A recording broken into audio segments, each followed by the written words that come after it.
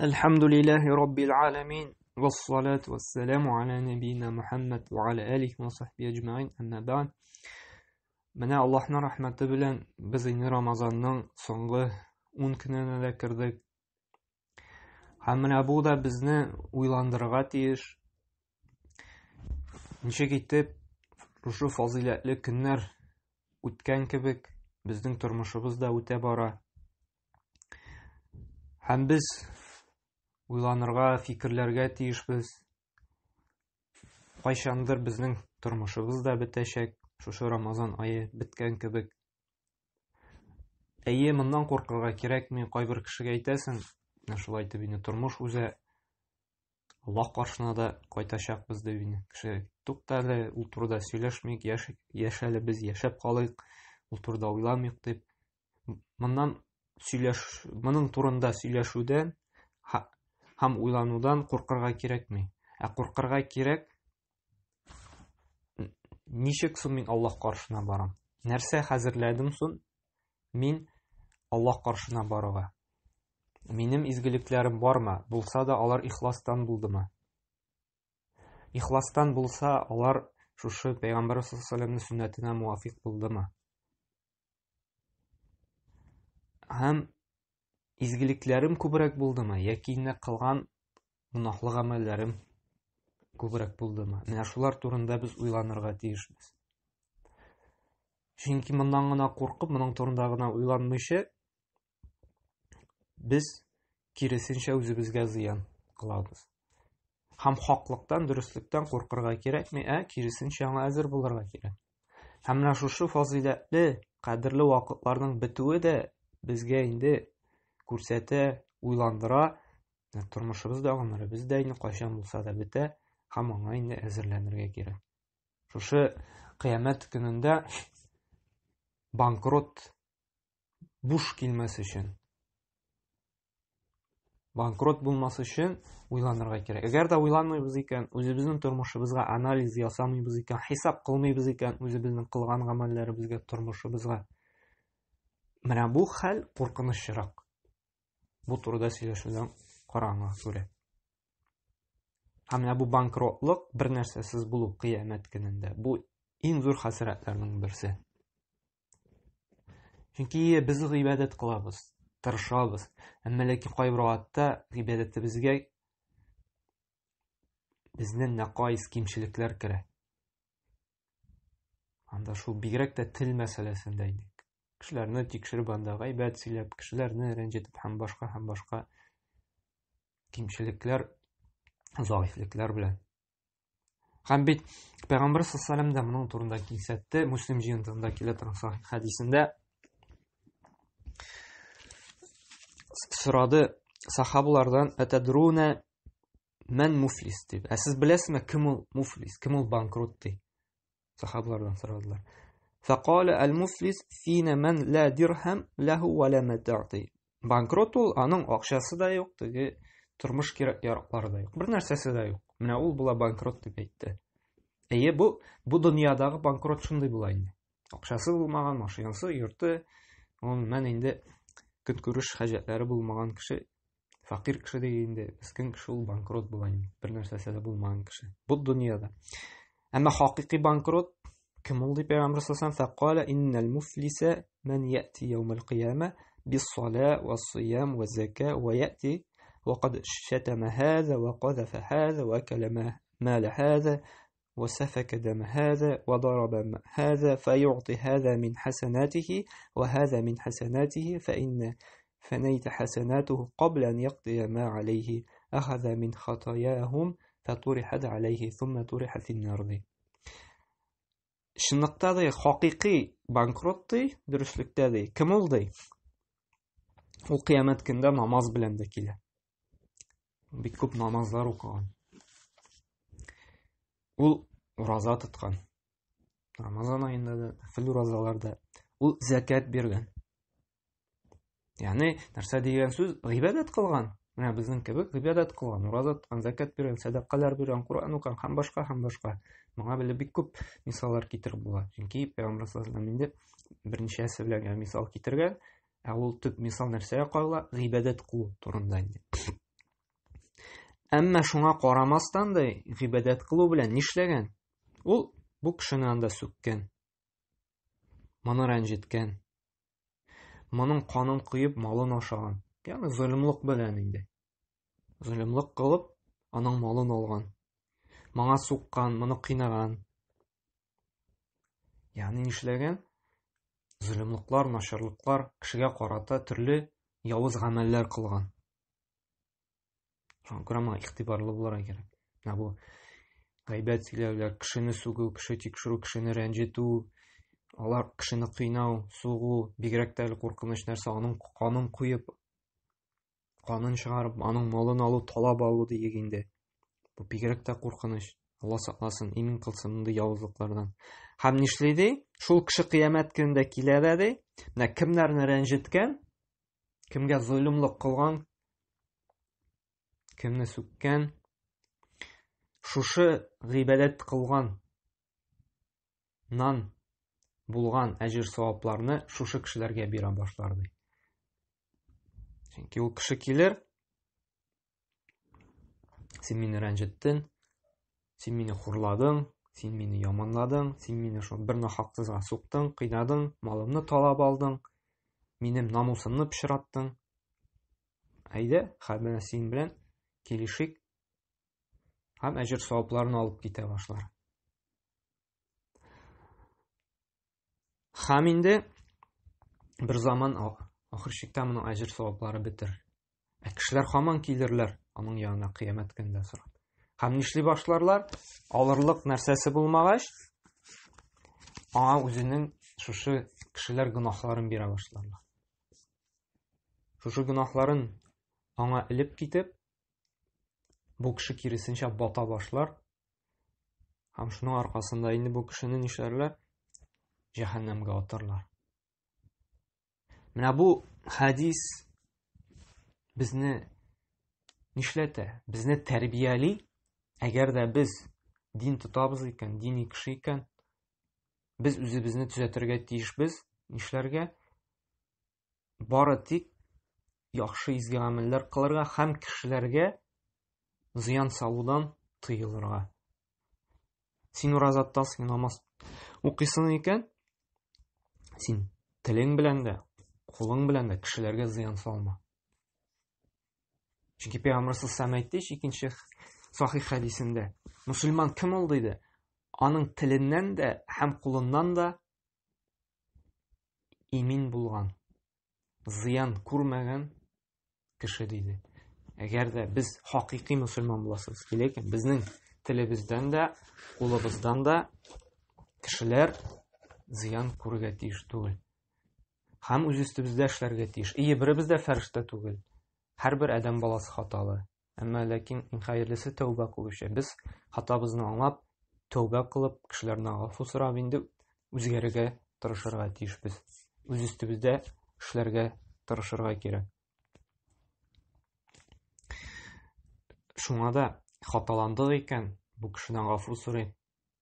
Аллаһ Тәгалә тәүбәгә килик. Һәм үзебезнең яхшы якка үзгәртергә тырышыйк. Менә бу гыйбадәтләребезне кешеләргә зыян салып, юкка чыгармыйк. Шушы хакыйкый банкротка әйләнмик. Моңа игътибарлы булырга кирәк. Бигрәк тә бүгенгә күрәбез, кеше гыйбадәт кыла, уразасын тота, намазын укый, күрәбез, аннан шундый явызлыклар. Һәм бу безнең динебезне дә артка тарта. Кеше күреп, диндә булмаган кеше менә ул дин тота, мәлеген карагыз, нинди гөнаһлар эшли. Монысын алдалый, монысын әҗәткә ала да кайтармый. Монда кешенең намусын пычратып йөри, монда фәлән, монда тагын нәрсә эшләгән, монда моны алдалаган, һәм башка. Һәм менә шушындый гамәлләребез белән үзебезгә генә зыян түгел, динебезгә дә зыян салабыз. Шуңа күрә һәр вакытта үзебезгә хисап кылыйк, анализ ясыйк. Без банкротка әйләнеп бармыйбызмы? Һәм инде тырышыйк булдыра алганча үзебез өстендә эшләргә. Һәрберебездә хата бар, беребез дә идеал түгел инде. Ләкин без бәребер булдыра алганча үз өстебездә инде тырышыйк. Нәрсәне булса да үзгәртик.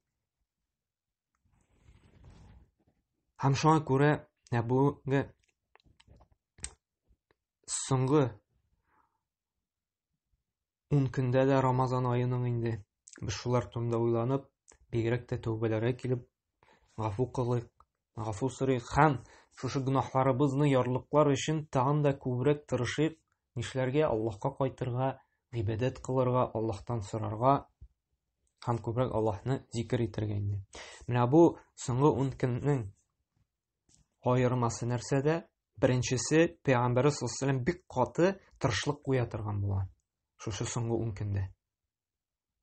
Һәм без дә аңны үрнәк итеп алып, тырышырга тиешбез, көчебездән килгәнчә, булдыра алганча күп итеп гыйбадәттә. Ул калдырмыйча таравих намазларын уку, Кур'ан уку, зикр әйтү, дуа кылу. Проблемаларыбыз бар икән кешегә сөйләргә түгел, Аллаһы Тәгаләгә сөйләп, аннан ярдәм сорау. Раббым брала, менә шундый проблемаларым бар, шундый авырлыкларым бар. Сиңа гына сөйлим, син генә ярдәм итә аласың, син генә чыгу юлын бирә аласың дип. Чөнки Пәйгамбер саллаллаһу алейһи ва саллям Муслим җыентыгында килә торган сахих хәдистә дәлил булып тора, бик күп шушы Рамазан аена тырышлык куян. Бу хәдис безнең Айша радиллаһу анһадан әйтә, килә һәм ул әйтә: "Кана Расулуллаһ саллаллаһу алейһи ва саллям яштахид фи 10 авахир ма лам яштахид фи гайрихи." Пәйгамбер саллаллаһу алейһи ва саллям шушы соңгы 10 көндә бик каты тырышлык куя иде. Бүтән көннәргә, бүтән вакытка караганда да ди. Шушы соңгы 10 көнен тагын да күбрәк артыграк инде тырышлык куя торган була инде. Менә бездә әгәр дә инде Кур'ан укуда, таравих укуларда зәгыйфлекләр күрсәткән булсак, без бу зәгыйфлекне бетереп тырышыйк хәзер инде соңгы 10 көндә бер көндә калдырмыйча таравих намазларын укырга, Кур'ан укырга, зикрләр әйтергә. Бу беренче булды аның Пәйгамбер саллаллаһу алейһи ва саллям аермасы соңгы 10 көндә. Ул тырышлык, гыйбадәттә. Шушы төнне, шушы акшам намазыннан алып, иртәнге намазга хәтлек, кояш байганнан алып, таң атканча хәтлек тырышлыкта булу. Тырышлык нинди? Гыйбадәттә. Булдыра алганча һәр бер минутнан. Ул теге Instagram, WhatsApp-ларны кырыга куеп торыйк хәзер. Кырыга куеп, һәм кулыбызга алыйк Кур'ан, яки тәһарәтләнеп алып намазлыкка басыйк, яки намаз укып, Кур'ан укып ардыгы икән утырып зикрләр әйтик, субханаллаһ, альхамдулиллаһ. Һәр минутның кадерен белик. Чөнки белмибез күпме калган безгә. Аллаһ белән чыгышырга вакыт. Күрә кадерен белик. Икенчесе, Пәйгамбер саллаллаһу алейһи ва саллям шушы төннәрне йокламый торган булган, торгыза торган булган. Моңа дәлил булып безнең Бухари һәм Муслим җыентыгында килә торган сахих хәдис. Шулай Айша радиллаһу анһадан китерелә бу хәдис. Кана Расулуллаһ саллаллаһу алейһи ва саллям ида дахала 10 ахья al-layl wa ayqadha ahlihi wa jadda wa shadda mi'zardi. Пәйгамбер саллаллаһу алейһи ва саллям әгәр дә соңгы 10 көнгә керсә, ул төнен торгызай, ягъни төнен йокламый торган булган. Нишли торган булган? Ничек торгызган төнне? Гыйбадәт кылып, намаз укып, Кур'ан укып, зикр кылып, дуа кылып, истигъфар кылып. Төнне торгызу, ягъни гыйбадәт кылу дигән сүз. Һәм нишләгән? Ва айқаза ахлаху. Ул шулай гаиләсен дә торгызган. Ул хатыннарын, балаларын индәгән, торгызган, нишләргә? Шулай ук гыйбадәт кылырга Аллаһ Тәгалә. Бу төннәрне йокламый торган булган, гыйбадәттә үткәрә торган булган. Бу көндә безгә бигрәк тә җиңел инде төнне йокламыйча үткәрә, чөнки бик әз генә микъдар. Шулай бит. Төннәр бик кыска. Бик кыска. Безнең төннебез бик кыска булганга күрә, безгә тагын да җиңелрәк шушы төнне инде гыйбадәттә үткәрергә. Шуңа күрә менә без Пәйгамбер саллаллаһу алейһи ва саллям шулай шушы төннәрне инде гыйбадәттә үткәргәч, без дә үрнәк алып, без дә шушы Аллаһка итагать итүдә, Аллаһка гыйбадәт кылырга инде без дә тырышырга тиешбез. Һәм менә монда тырышлык күрсәтер өчен шушы кадер киченең, шушы соңгы 10 көненең кайбер фазиләтләрен белергә кирәк безгә. Менә бу соңгы 10 көндә иң зур фазиләт ул кадер киче яшерелгән. Бу фазиләтләрне без белсәк, безгә җиңелрәк булачак Аллаһка гыйбадәт кылырга, итагать итәргә шушы соңгы 10 көндә. Монда кадер кише яшерелгән соңгы 10 көндә. Һәм бу кадер кишенең фазиләте менә бер төн ул шушы кыска гына вакыт. Акшам намазын алып, иртәнге намазга хәтлек. Шушы төн бүтән төннәргә караганда 1000 тапкырга хәерлерәк. Һәм аның без кайбер фазиләтләрен алып китербез. Беренчедән, бу төндә безнең Лаухул Махфуздан безнең 1 еллык тәкъдиребез төшә. 1 еллык тәкъдиребез шушы кадер кишендә иңә. Һәм монда безнең язылачак, шушы 1 елда ашалачак ризыгыбыз, чәчәк суыбыз, бәхетле булабызмы, бәхетсез булабызмы, монда уңышка ирешәбезме яки уңышсызлыкка ирешәбезме, бәхетле булабызмы, бәхетсез булабызмы, инде бу дөньядан китәбезме, бөтен шушы 1 еллык безнең Лаухул Махфуздан шушы дөнья күгенә 1 еллык инде тәкъдиребез төшә. Һәм шуңа да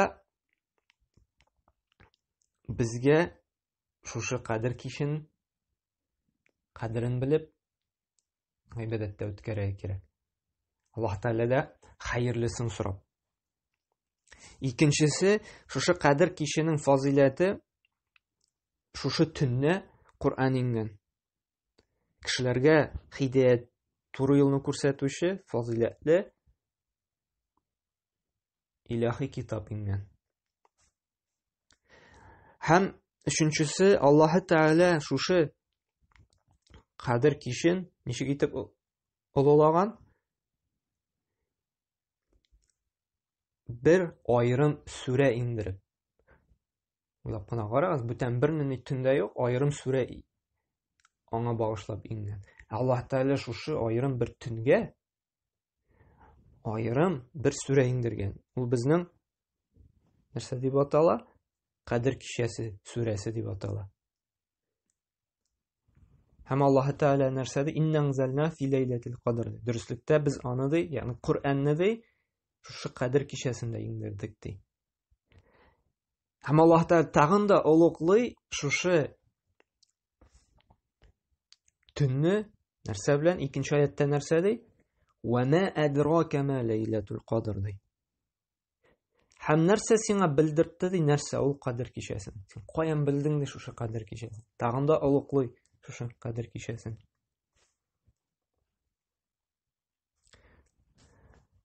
Һәм менә бу 4нче фазиләт. Шулай ук шушы кадер кишәсе сүрәсендә Аллаһ Тәгалә әйтә, 3нче аятында Лейлатул кадри хайрун мин алфи шәһр ди. Менә фазиләт безне тагын да тәргә тиеш. Итәгатькә, гыйбадәткә. Нәрсә ди? Шушы төндә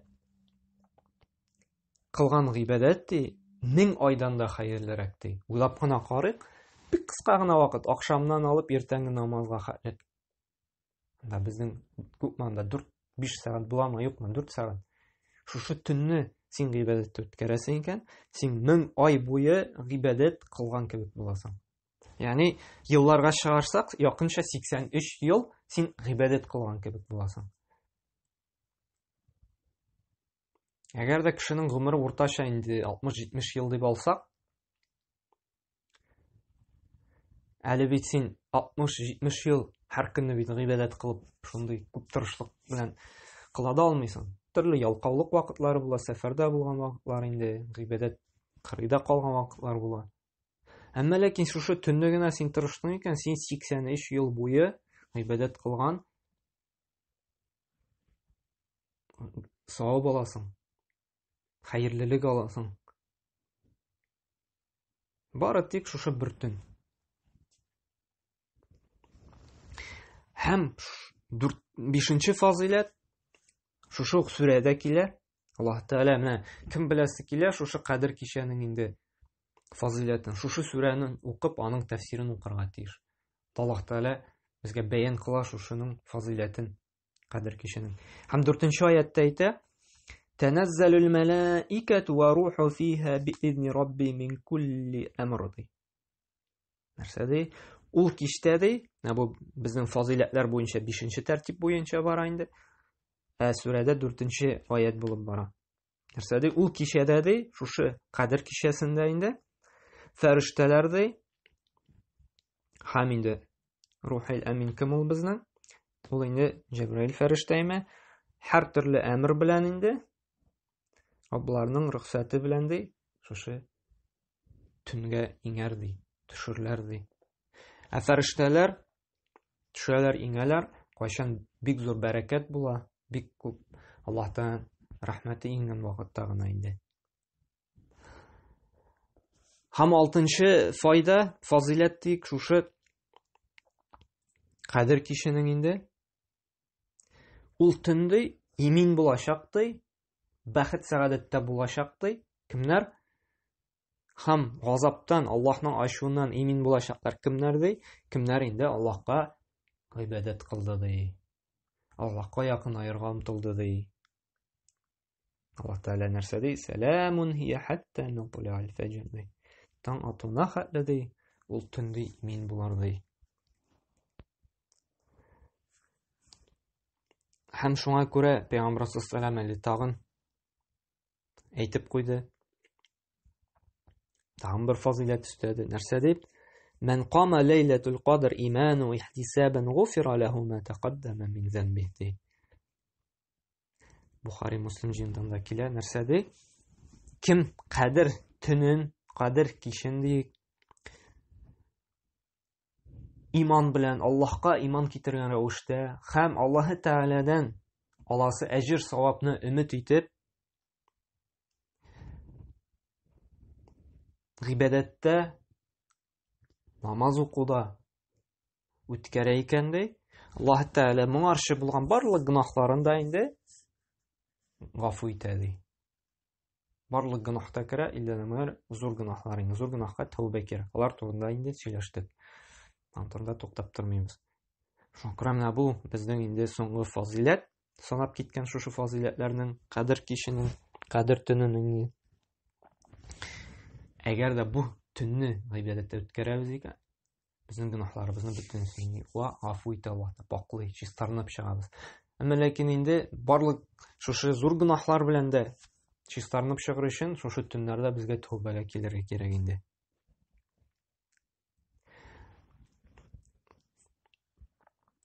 Һәм Кадер киче шушы соңгы 10 көннең так көннәрендә була диде.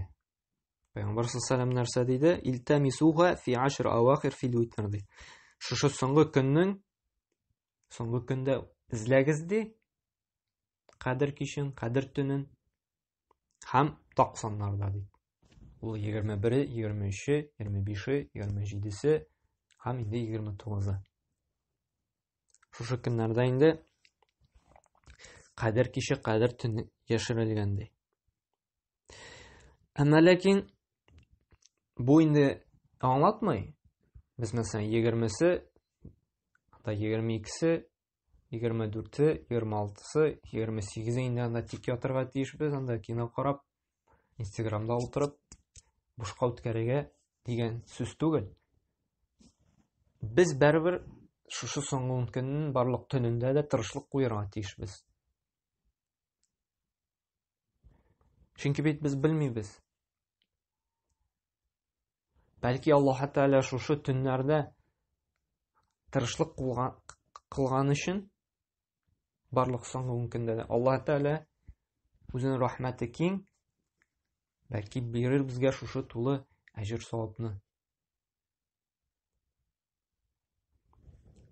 Шуңа да гафил булырга кирәкми? Шуңа да инде айрым төнне эзләү белән мәшгуль булырга кирәкмиме? Бүген Кадер киче булдымы икән, бүген булдымы икән дип без тырышырга тиешбез соңгы тулысынча 10 көнне. Әмма ләкин инде тагын да без тырышлыкны арттырырга тиешбез шушы 90-нарда инде. Булдыра алганча инде. Әгәр дә безнең гыйбадәткә үстәрлек берәр гыйбадәт булса. Бер галим әйткән бит. Әгәр дә миңа да әйтсәләр ди, иртәгә Аллаһ белән чирашыр көнең җитә, әҗәлең җитә, бу дөньядан китәчәксең дип. Минем көнемә үстәргә бер гамәлем дә юк иде. Ягъни шуның хәтле көн сайын ул тырышкан, гыйбадәт кылган. Аның көненә тагын әле өстәмә өстәрлек бер ни гыйбадәт тә калмаган. Ул бөтенесен эшли тора булган. Ураза тотып, садака биреп, Кур'ан укып, башка һәм башка гыйбадәтләр белән. Безгә дә шушы галим шикелле тырышырга кирәк инде, һәр көнебезне, һәр төнебезне бигрәк тә соңгы көндә гыйбадәт белән тулыландырырга, калган көнне дә аңа өстәргә урын калмас өчен. Һәр минутыбызны тулыландырыйк гыйбадәт белән. Әйткәнемчә, ардык икән Кур'ан укып, намаз укып, ял иткән вакытта да истигъфарлар кылыйк, гафу кылыйк Аллаһ Тәгалә, гафу сорыйк, дуга кылыйк. Аңа да көчебез юк икән. Субханалла, субханалла, субханалла дип кенә утырыйк. Һәм тагын бер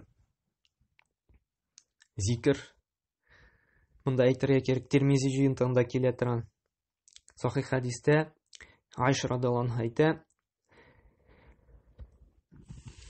ул сораганда Пәйгамбәр саллаллаһу алейһи ва сәлләмнән: "Я Расулуллаһ, мин нинди гамәл кылыйм ди, шушы кадер кичендә ди, тагын да күбрәк ди." Һәм ул әйткән: "Кули әйтти, Аллаһумма иннaka афуун тухиббул афва фаъфу анни."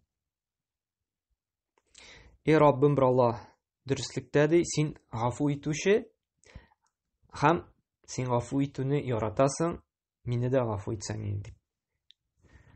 Менә кадер кичендә бигрәк тә шушы дуганы, шушы зикерне күбрәк әйтергә кирәк.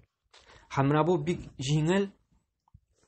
Әйткәнемчә, инде арып киттек икән. Менә моның дуганың әйтүнең бер ни авырлыгы да. Әмма ләкин бик зур фазилат ята, чөнки Пәйгамбәр саллаллаһу бигрәк тә кадер кичендә шушы дуганы әйтергә кушты. Һәм бу дуга гадәти генә дуга түгел, гөнаһларыбызны гафу итүне сорау. Чөнки кеше гөнаһтан арына икән, чистарына икән, ул тақвалы бәндәләргә әйләнә. Һәм Аллаһ Тәгалә аның тормышына бәрәкәт бирә, иминлек бирә. Һәм гомеренә инде бәхет сәгадәт бирәчәк. Һәм шуңа күрә менә бу Аллаһумма иннака афуун тухиббул афва фаъфу анни. Аллаһумма иннака афуун тухиббул афва фаъфу анни. Без бу дуганы ятлап, хәтта эш эшлисе була икән, менә шундый неотложный диек инде, бер дә кичектерелмәс эш эшлисе була икән, шу төндә диек инде. Бигрәк тә хатын-кызларыбызга шулаймы? Сәхәр пешерәсе була анда, өстәл җыештырып аласы була. Ләкин бит төн бит бик кадерле. Аны гыйбадәттән башка нәрсә белән үткәрәсе килми. Ләкин эш эшләгәндә дә без шушы гына дуганы әйтәбез икән: Аллаһумма иннака афуун тухиббул афва фаъфу анни. Без шушы фазиләткә ирешәбез. Пәйгамбәрбез әйткән һәм өйрәткән өммәтенә без бу фазиләтне алачакбыз. Шуңа күрә менә бу соңгы 10 көннәрдә дә арттырыйк шушы дуганы, шушы зикерне. Бер кая гына барабыз икән, мәсәлән, залдан кухняга гына чыгабыз икән, әйтик шушы дуганы. Менә тырышыйк, әйткәнемчә, һәр вакытта да телебез зикердә, дугада булырга тырышыйк. Истигъфар кылып, бигрәк тә менә шушы дуганы. Бу бит бик җиңел. Аллаһумма иннака афуун тухиббул афва фаъфу анни. Эй Раббым, Аллаһ, дөрестлектә син гафу итүче, гафу итүне яратасың, мине гафу итсәң, кичектерсәң инде. Әгәр дә шушы төнне гафиллектә үткәрәбез икән, кирәкмәгән буш сүзләр сөйләп, кирәкмәгән видеолар карап, без бик зур хәсрәттә булачакбыз. Нинди зур фазиләттән мәхрүм булачакбыз. Һәм уяу булыйк, гафиллектән чыгыйк. Чөнки бит Пәйгамбәр саллаллаһу алейһи ва сәлләм дә әйтте, Муснад Имам Ахмад җыентыгында килә торган сахих хәдистә, шушы кадер киче турында инде, Рамазан аеның шушы соңгы төнендә, Ләйләтун хайрун мин әлфи шәһр ди. Шушы төн ди, 1000 айдан да хәерлерәк ди. Һәм нәрсә ди? Мен хурима хайраха фақад хурима ди. Кем шушы хәерлектән ди мәхрүм була икән ди, ягъни кадерен белмичә инде, шушы фазиләтне куллана алмый икән ди, гыйбадәттә, изгелектә, ул кеше ди мәхрүм булачак ди. Ягъни нәрсәдә була инде? Хәсрәттә була, югалтуда була, кайгыда була. Шуңа күрә иң беренче үземне чакырам, шушы соңгы 10 көндә инде Бигрәк тә шушы соңгы көннең төннәрендә гыйбадәттә булырга, Аллаһка итаәт итүдә, тырышлык куюда һәм телебез гел юеш булып торсын, гел Аллаһны зикр итүдә булсын. Эш эшләгәндә дә шушы Аллаһумма иннека афун тухиббул афва фаъфу анни телебездән төшмәсен. Һәм инде шушы төннең кадерен белеп, изгелекләр кылып үткәрергә насыйп эйләсен. Әйткәнемчә, иң беренче безнең таравих намазы булсын шушы төндә. Булдыра алганча күп итеп таравих укып ардык икән, кулыбызга Коръән тотыйк. Коръән тотып та арып киттек икән. Дуа кылыйк, кулларыбызны күтәреп Аллаһтан сорыйк. Бигрәк тә хәзерге фитнәле заманда барлык кирәк-яракларыбызны сорыйк. Булган проблемаларыбызны Аллаһка сөйлик, аның чыгы юлын күрсәтүне сорыйк. Чөнки ул гына безгә проблемаларны чишәргә ярдәм итә ала. Чөнки ул бар нәрсәгә кудрәтле, бар нәрсәгә кеше җитә, кеше ул заиф зат. Әгәр дә кул күтәрергә дә көчебез калмый икән инде, утырган җиребездә, диванда утырган килеш, шушы зикерне әйтик: Аллаһумма иннека афун тухиббул афва фаъфу анни. Субханаллах, альхамдулиллах, Аллаһу акбар. Әгәр дә мөмкинчелегебез бар икән, садакалар бирик, мохтаҗларга ярдәм итик. Менә шушы гыйбадәтләрне инде үтәп, эшләп, Аллаһ Тәгаләнең инде мәгъфирәтенә ирешергә, һәм инде бу дөньяда, ахирәттә дә бәхет сәгадәткә ирешергә насыйп эйләсен. Шушы гөнаһларыбыз бик күп, шушы күп булган гөнаһлардан чистарынып, пакланып, арынып чыгарга һәм Аллаһ Тәгаләнең инде җәннәтләренә ирешергә насыйп эйләсен. Аллаһ Тәгалә хидаят бирсен. Үзе кушканнарын үтәп, тыйылганнардан тыйылып, бәхетле тормышта яшәргә насыйп эйләсен. Субханака ва бихамдик, ва ашһаду ан ла илаха илля анта, астагъфирука ва атубу илейк.